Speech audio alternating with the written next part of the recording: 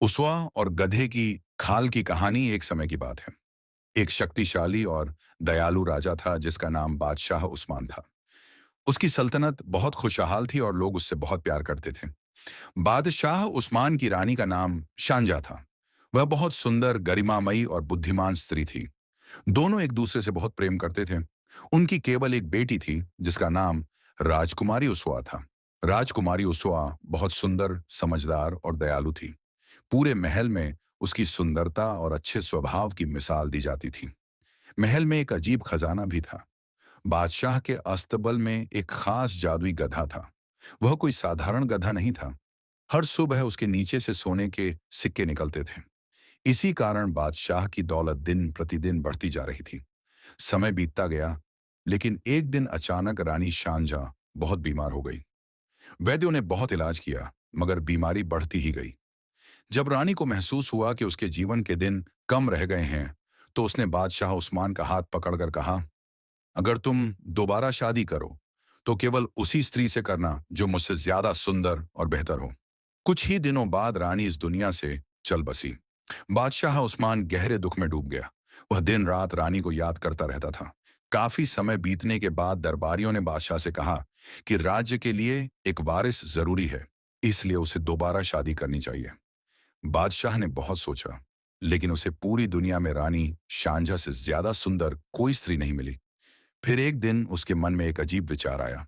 उसे लगा कि उसकी अपनी बेटी राजकुमारी उसुआ ही रानी शांजा जैसी सुंदर है। दुख और पागलपन में उसने फैसला कर लिया कि वह अपनी ही बेटी से शादी करेगा। जब राजकुमारी उसुआ ने यह बात सुनी, तो वह बहुत डर गई और दुखी हो गई। उसे समझ नहीं आ रहा था कि इस मुसीबत से कैसे बचा जाए। तभी उसकी मदद के लिए उसकी दयालु परी आई। परी ने उसे दिलासा दिया और कहा, तुम अपने पिता से ऐसी चीजें मांगो जो लगभग नामुमकिन हो। परी की सलाह पर राजकुमारी उस्मा ने बादशाह से 3 अजीब मांगे की।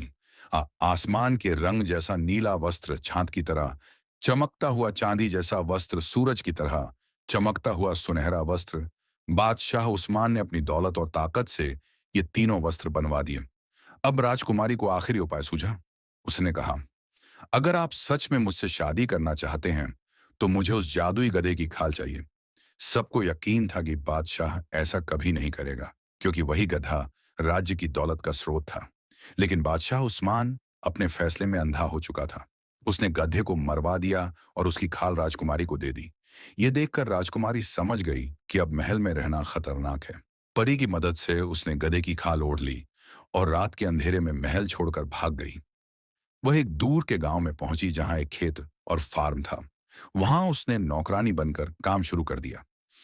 लोग उसकी गंदी हालत देखकर उसे गधे की खाल वाली लड़की कहने लगे। लेकिन कोई नहीं जानता था कि उस गंदी खाल के अंदर एक सुंदर राजकुमारी छिपी हुई है। एक दिन उस राज्य का राजकुमार शिकार करते हुए उसी फार्म तक पहुंच गया। संयोग से उसने एक कमरे की झिड़ी से अंदर देखा, जहां राजकुमारी उस वक्त अपने असली कपड़ों में थी। राजकुमार उसकी सुंदरता देखकर हैरान रह गया और उसी पल उससे प्यार कर बैठा। बाद में राजकुमार बीमार हो गया, क्योंकि वह उसी लड़की के ख्यालों में खोया रहता था। आखिर उसने एक अजीब शर्त रखी, मैं उसी लड़की से शादी करूंगा जो मेरे लिए केक बनाए। राजकुमारी उस उवा ने केक बनाया। संयोग से उसकी उंगली की अंगूठी केक में गिर गई। जब राजकुमार ने केक खाया तो उसे वह अंगूठी मिल गई। उसने घोषणा करवा दी, जिस लड़की की उंगली में यह अंगूठी फिट आएगी, वही मेरी दुल्हन बनेगी। पूरे राज्य की लड़कियों ने कोशिश की, मगर अंगूठी किसी को फिट नहीं आई। आखिर में उस गधे की खाल वाली लड़की को भी बुलाया गया। जब उसवा ने अपनी उंगली आगे बढ़ाई, तो अंगूठी बिल्कुल फिट हो गई। फिर उसने गधे की खाल उतार दी। सब लोग हैरान रह गए, क्योंकि उसके अंदर एक बेहद सुंदर राजकुमारी खड़ी थी। जल्द ही राजकुमार और राजकुमारी उसवा की शादी हो गई। दूर दूर से राजा और राजकुमार इस शादी में शामिल हुए।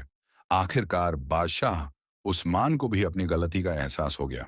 इस तरह राजकुमारी उसवा ने अपनी हिम्मत और समझदारी से अपनी जिंदगी बचाई और खुशी खुशी रहने लगी।